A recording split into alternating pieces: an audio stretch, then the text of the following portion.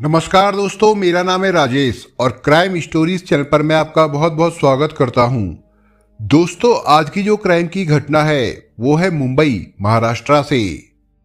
वो इतना मासूम और खूबसूरत था कि जो देखता वो मुंह से कहे ना कहे, लेकिन एक बार मन ही मन जरूर सोचता था कि इस लड़के को तो मॉडलिंग या फिर फिल्मों में होना चाहिए था।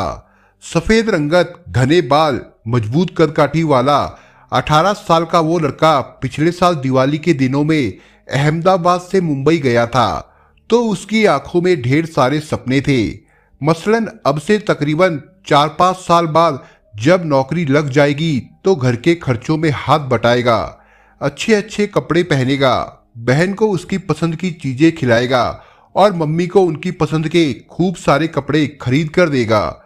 ये छोटे छोटे सपने देखने का हक उसे था, क्योंकि हाड़ तोड़ मेहनत और पढ़ाई में दिन रात एक कर देने के बाद वो आईआईटी मुंबई तक पहुंचा था और उसे अपनी मनचाही ब्रांच केमिकल इंजीनियरिंग भी मिल गई थी। पर दाखिले के बाद जब दर्शन सोलंकी नाम का ये लड़का हॉस्टल पहुंचा तो कुछ दिनों बाद ही उसके सारे सपने एक एक करके टूटने लगे। इसलिए नहीं कि उसमें कोई कमी थी, बल्कि इसलिए कि उसके साथ वालों में एक भयंकर कमी थी जो पुश्तों से नहीं बल्कि सदियों से चली आ रही है। वे अपने ऊंची जाति का होने पर गरूर करते थे। ये दर्शन के लिए ऐतराज की बात नहीं थी, बल्कि परेशानी और टेंशन की बात ये थी कि वे उस पर उसके एससी होने के चलते ताने मारने लगे थे। सहपाठी धीरे धीरे दर्शन सोलंकी से और ज्यादा कन्नी काटने लगे तो वो और परेशान हो गया, और ये बेहद कुदरती बात भी है। अब सोचने में उसे अपने पिता रमेश भाई सोलंकी नहीं दिखते थे, जो पेशे से प्लम्बर होकर और सारा दिन लोगों के रसोई घर और लैट्रिन बाथरूम में पाइपलाइन ठीक करते, माथे पर आया पसीना पोंछते रहते थे। अब ख्यालों में भी उसे अपने वे साथ पढ़ने वाले नहीं दिखते जो उस पर फफ्तियां कस रहे होते। दर्शन सोलंकी को जिंदगी के आखिरी लम्हों तक ये समझ नहीं आया होगा कि आखिर एससी होने पर उसकी अपनी क्या गलती या गुनाह था, और इन दोस्तों को उसे तंग करने में कौन सा सुकून मिलता था। इससे उन्हें हासिल क्या होता था। हद तो तब हो गई जब उसके रूम पार्टनर ने भी बेरुखी दिखानी शुरू कर दी। दुनियादारी के बुनियादी उसूलों से नववाफिक दर्शन सोलंकी इतना छोटा था कि वो अभी अकेले अहमदाबाद से मुंबई नहीं जा सकता था। 10 फरवरी 2023 को जब सेमेस्टर के इम्तिहान खत्म हुए तो वो 14 फरवरी का बेसब्री से इंतजार करने लगा, क्योंकि इस दिन उसके पापा उसे लेने आने वाले थे। 12 फरवरी को दिन में कोई 12:20 पर उसने पापा से वीडियो कॉल पर बात भी की थी, जिसमें उसने बताया था कि इम्तिहान अच्छा हुआ और आज वो दोस्तों के साथ जुहू चौपाटी और गेटवे ऑफ इंडिया घूमने जाएगा। पापा से बात करने के 1 घंटे बाद ही दर्शन ने गलत कदम उठा लिया। इस तरह एक और एकलव्य की कहानी खत्म हुई, पर पीछे ढेर सारे सवाल छोड़ गई जो कई शक पैदा करती है। पहला तो यही कि उसने मरने के पहले नोट क्यों नहीं छोड़ा, जैसा कि आम तौर पर गलत कदम उठाने वाले करते हैं। तो क्या दर्शन की हत्या हुई थी, जैसा कि उसके घर वाले आरोप लगा रहे हैं? और अगर उसने गलत कदम उठाया था तो उसकी कोई वजह भी तो होनी चाहिए, जो कि फौरी तौर पर नहीं दिखती भी कैसे, क्योंकि मामला कानूनी लफ्जों में कहे तो सरासर जातिगत प्रताड़ना का था। इस बात की चर्चा दर्शन ने अपने घर वालों से भी की थी और हॉस्टल के अपने मेंटोर से भी शिकायत की थी, लेकिन उम्मीद के मुताबिक कोई कार्रवाई नहीं हुई। बेटे की मौत की खबर भी रमेश भाई सोलंकी को किस्तों में दी गई। पहले उन्हें फोन पर यह बताया गया कि आपके बेटे का एक्सीडेंट हो गया है। असल बात तीसरी बार फोन पर ही बताई गई कि दर्शन 7वीं मंजिल से गिर गया है, जिससे उसके बचने की उम्मीद ना के बराबर है। रमेश भाई सोलंकी, उनकी पत्नी और बेटी पर क्या गुजरी होगी, इस बात का अंदाजा लगाना हर किसी के लिए मुमकिन नहीं है। ये लोग भागे भागे मुंबई गए तो वहां जवान बेटे का शव उनका इंतजार कर रहा था। दर्शन के शव का पोस्टमार्टम हुआ, जिसकी रिपोर्ट में बताया गया कि मौत चोट लग जाने की वजह से हुई। हैरानी की बात तो ये थी कि इस पोस्टमार्टम के लिए घर वालों का इंतजार करना तक मुनासिब नहीं समझा गया। इस पर रमेश भाई सोलंकी ने रोते हुए कहा, मेरे पहुंचने से पहले ही पोस्टमार्टम कर दिया गया। मुझे नहीं लगता कि ये गलत कदम उठाने का मामला है। अगर आप 7वीं मंजिल से गिरेंगे तो आपको कई चोटें लगेंगी, लेकिन पोस्टमार्टम के बाद जब मैंने अपने बेटे का चेहरा देखा तो मुझे चोट के निशान नहीं दिखे। ये कैसे मुमकिन है? पोस्टमार्टम बेहद जल्दबाजी में मेरी इजाजत के बिना किया गया और मुझे उसका चेहरा भर देखने दिया गया। रमेश भाई सोलंकी की नज़र में ये साजिशन की गई हत्या है और इसमें काफ़ी कुछ छिपाया और ढकाया जा रहा है। दर्शन सोलंकी की मां तरलिका बैन और बहन जानवी ने भी यही बातें दोहराते हुए ये भी कहा कि छोटी जाति की वजह के चलते ये हादसा हुआ। दरअसल जैसे ही दर्शन के सहपाठियों को ये पता चला कि वो शेड्यूल कास्ट से आता है तो सभी ने उससे दूरी बनानी शुरू कर दी और ये ताने मारने भी शुरू कर दिए कि तुम भी तो फ्री वाले हो, हमें तो फीस भरनी पड़ती है। इन तानों से दर्शन परेशान हो उठता था, लेकिन बकौल रमेश भाई सोलंकी फोन पर बात करते हुए वो नॉर्मल नजर आ रहा था और अहमदाबाद आने को लेकर खुश था। फिर थोड़ी ही देर में ऐसा क्या हो गया जो उसे ऐसा कदम उठाना पड़ा? इस सवाल का जवाब अब शायद ही कभी मिले, क्योंकि हादसे के बाद से ही सारे रिकॉर्ड आईआईटी मुंबई के मैनेजमेंट और पुलिस वालों की मुट्ठी में थे। इस साल मकर संक्रांति पर जब वो घर गया था तो घर वालों से इस बात की चर्चा की थी कि छोटी जाति का होने के चलते कैंपस में सभी उसे नापसंद करने लगे हैं। पिता से बात करने के बाद कौन कौन दर्शन सोलंकी से मिला था ये बताने को कोई तैयार नहीं, और कोई नहीं भी मिला था तो एकाएक ही उसने ऐसा कदम क्यों उठाया? अगर जातिगत प्रताड़ना के चलते उसे दिमागी तौर पर परेशान किया जा रहा था, जैसा कि उसके घर वाले दावा कर रहे हैं, और नाम ना छापने की शर्त पर कुछ छात्रों ने भी कुछ मीडिया वालों को बताया, तो उस पर गौर क्यों नहीं किया गया? हल्ला मचा और आईआईटी मुंबई पर उंगली उठने लगी तो मैनेजमेंट ने दूसरे दिन ही 12 लोगों की जांच कमेटी बना दी। असल में एपीपीएस यानी अंबेडकर पेरियर फुले स्टडी सर्किल ने दर्शन सोलंकी की मौत पर सवाल भी उठाए थे और विरोध भी किया था। इस संस्था का काम खास तौर से दलित छात्रों के हितों की निगरानी करना है। जो कमेटी बनाई गई उसमें सारे लोग आईआईटी मुंबई के ही थे और दलित 10% भी नहीं थे।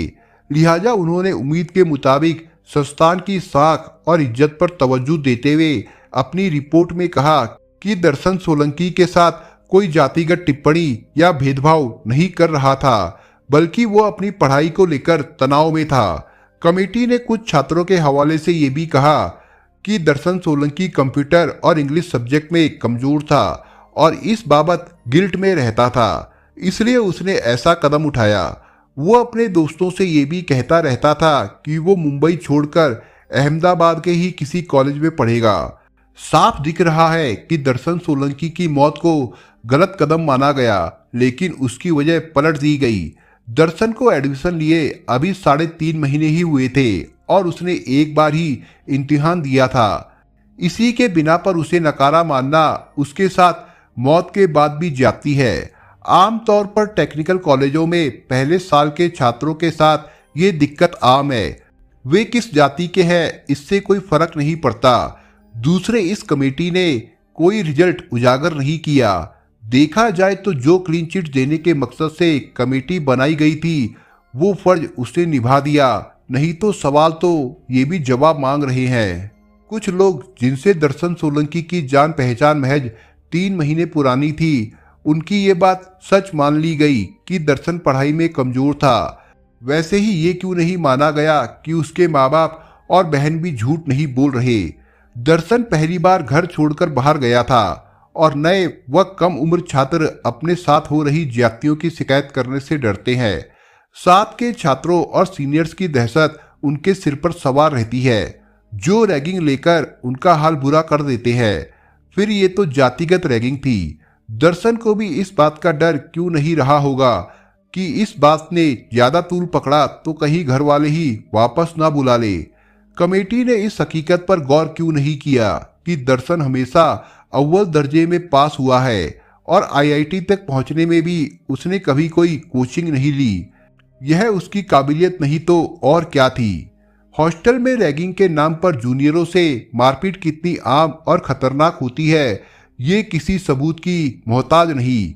फिर इतने बड़े और नामी कॉलेज के हॉस्टल में सीसीटीवी कैमरे क्यों नहीं थे, और अगर थे तो उनके फुटेज क्यों जांच रिपोर्ट में शामिल नहीं किए गए। दर्शन सोलंकी का शव सबसे पहले जिसने भी देखा होगा वो क्यों नोट गायब नहीं कर सकता। क्या वाकई ऐसा होना मुमकिन है कि कोई 7वीं मंजिल से गिरे और उसे उतनी हल्की चोट आए जितनी कि दर्शन सोलंकी को आई थी।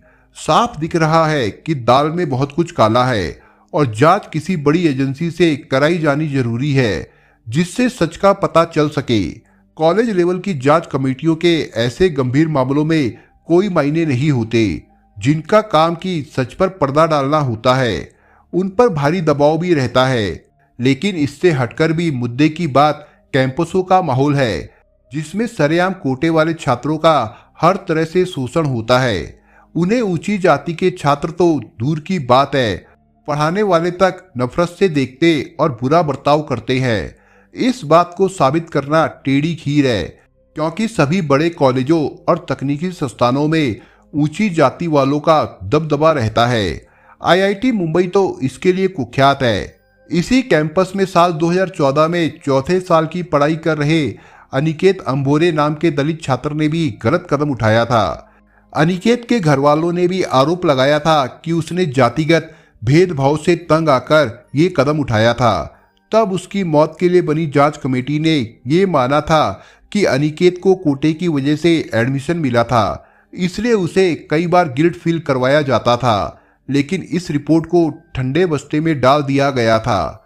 रोशन की मौत के ठीक 1 साल पहले फरवरी 2022 में इसी संस्थान की SC/ST स्टूडेंट सेल ने एक सर्वे में पाया था कि यहाँ पढ़ने वाले आरक्षित कोटे के 388 छात्रों में से 1/3 का ये कहना है कि वे कैंपस में अपनी जाति की चर्चा खुले तौर पर करने में हिचकते हैं, यानी सहज नहीं महसूस करते। 133 छात्रों ने माना कि वे अपनी जाति की चर्चा सिर्फ करीबी यानी अपनी ही कैटेगरी वाले दोस्तों से ही कर पाते हैं। केवल 27 छात्रों ने माना कि वे थोड़ी ज्यादा चर्चा जाति की कर लेते हैं। ये संस्थान जातिगत लिहाज से SC/ST छात्रों के लिए कितना असुरक्षित और असंवेदनशील है, इस रिपोर्ट जिसमें और भी अहम व चौंका देने वाली बातें हैं उनको आईआईटी मुंबई प्रशासन तक 1 साल बाद भी सार्वजनिक नहीं कर रहा है। हकीकत ये भी है कि पूरे देश के बड़े टेक्निकल इंस्टीट्यूट में 95% पढ़ाने वाले ऊंची जाति के हैं। कुछ साल पहले कांग्रेसी सांसद शशि थरूर ने संसद में आंकड़े मांगे थे तो ये बात सामने आई थी कि रिजर्वेशन वाले आधे प्रोफेसर की सीट खाली रह जाती है। एक बड़ी दिक्कत जिस पर जागरूक और बुद्धिजीवी लोगों ने बोलना और पूछना बंद कर दिया है वो ये है कि आईआईटी में नियुक्ति का तरीका ही घालमेल वाला है और नियुक्तियों के तरीके का कोई नियम धर्म नहीं है। इसे कभी सार्वजनिक भी नहीं किया जाता। 2 टूक कहा जाए तो उनमें आरक्षण नियमों और रोस्टर का प्लान ही नहीं होता। एक आंकड़े के मुताबिक देश के सभी आईआईटी में साल 2019 में महज 2.85% प्रोफेसरी कोटे के थे। बात मुंबई आईआईटी की ही करे तो पिछले 20 सालों में शेड्यूल कास्ट का एक भी प्रोफेसर भर्ती नहीं किया गया। वहां तकरीबन 4 प्रोफेसरी इस कोटे से हैं। ऐसी हालात में माहौल से घबराए दर्शन सोलंकी के गलत कदम उठाने की बात कोई हैरानी की नहीं है, क्योंकि वहां कोटे वाले छात्रों की मदद के लिए कोई है ही नहीं। माहौल तो ये भी है कि 80% ऊंची जाति के छात्रों ने एक सर्वे में माना था कि उन्होंने जातिगत आरक्षण पर चुटकुले और मीम्स न केवल बनाए बल्कि उन्हें सोशल मीडिया पर शेयर भी किया। साल 2014 से लेकर साल 2021 के बीच देश भर के नामी संस्थानों में 122 छात्रों ने गलत कदम उठाया है, जिनमें से 65 छात्र आरक्षित कोटे से थे। दर्शन सोलंकी से पहले भील समुदाय की ही पायल तड़वी और उससे भी पहले रोहित वेमुला की मौत चर्चा में रही थी और इन पर खूब हल्ला भी हुआ था। पायल तड़वी मुंबई के TN Topiwala national medical college से पोस्ट ग्रेजुएशन कर रही थी और उन्होंने भी 22 मई 2019 को अपनी 3 सीनियर्स की लगातार जातिगत प्रताड़ना के चलते हॉस्टल में गलत कदम उठा लिया था।